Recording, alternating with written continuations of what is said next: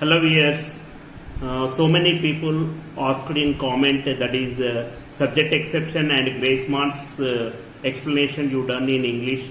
Okay, so I done this video regarding that comments. Okay, so actually we know that is for R16 regulation in last year they give JNTUH gave that is two subjects will be exceptional, that is for maximum of 6 credits, and grace marks.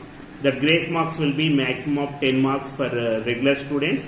Regular students means that is who admitted BTECH through MSET, and lateral students, that is means they will get 7 marks maximum. So those who joined through ESET. Okay. So actually lateral students will be joined in second year, and MSET people will be joined in first year. So 0.15% of the total marks will be giving as the exceptional marks, that is great marks. So we are getting at 10 marks for MSET people and 7 marks for the ESET people here. Subject exceptions will be for maximum of 2 subjects, that will be same for both MSET and ESET people. Okay, so many people will be asking, that is subjects will be leaving as core subjects or open elective or professional elective, like that.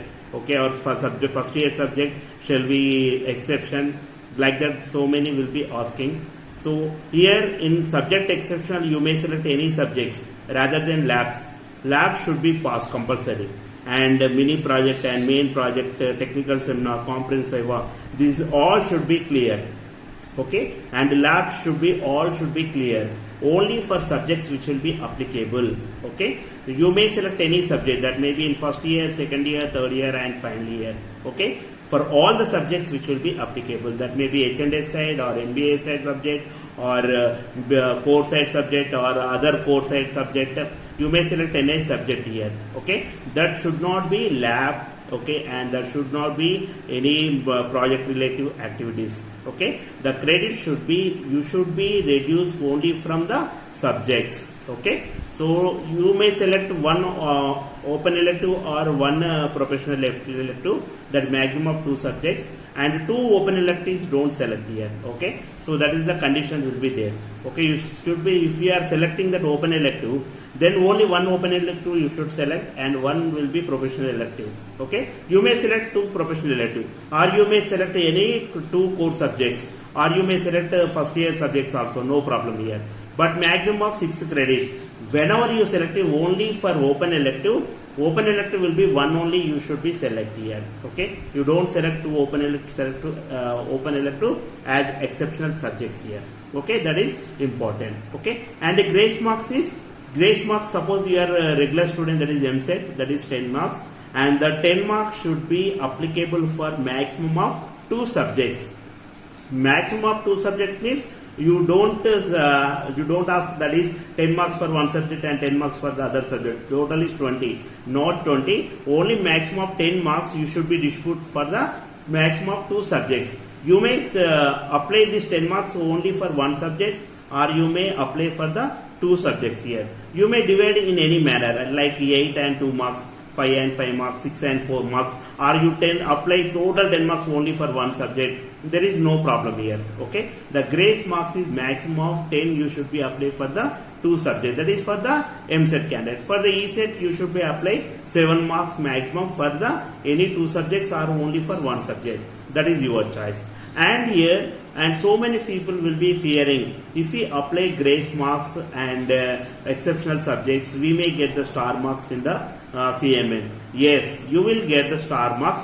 You may choose grace marks or you may choose the subject exceptional, you will get the star marks. Suppose you are going to accept the exceptional 2 subjects, then for the 2 subjects leaving means that for the 2 subjects you will get the star marks here. Suppose you are applying 2 subjects leaving and 2 subjects will be grace marks here. For the 4 subjects you will get the star marks in only CMM. You don't get any other memos, individual memos for this year. Okay, direct you will get the CMM, that is consolidated marks memo here. Okay, so after you applying subjects leaving and grace marks, then you directly get the CMM here, consolidated marks memo. So in that consolidated marks memo, so you are using the total 4 sources, that is 4 subjects you are applying, 2 for the subject leaving and 2 for the grace marks. Then for the 4 subjects you will get the star marks. Suppose you are applying only 1 subject for grace marks, then for 1 subject you will get the star mark. For the 2 subjects you are applying grace marks, then you will get the 2 star marks for the 2 subjects. Suppose you are leaving the 2 subjects, then for the 2 subjects you will get the star marks. Suppose you are leaving only 1 subject, then for the 1 subject you will get the 1 star mark here. Star mark will be compulsory for the CMM. Is that affects any for interviews or any job selection? Nothing will be affects. Why? Because you may get the star marks in the CMM, but they don't see CMM here. They don't see marks memo. They will see only the provisional certificate. In that provisional certificate, they don't indicate anything. You are leaving the subject or you are applying for grace marks. Nothing will be indicated in the provisional certificate here. So in the provisional certificate, based on your GPA, direct you may get the first class or first class with distinction or second class or pass class. Okay. So direct you will, what are the grade you get, what is the grade you got, that same grade will be indicated in the provisional certificate here. That may be first class or that may be the first class with distinction or the second class here. So they will check only the provisional certificate, and the provisional certificate is valid only for the 6 months. After 6 months it does not valid here. So whenever you get the convocation notification, for that convocation you should apply the original degree here.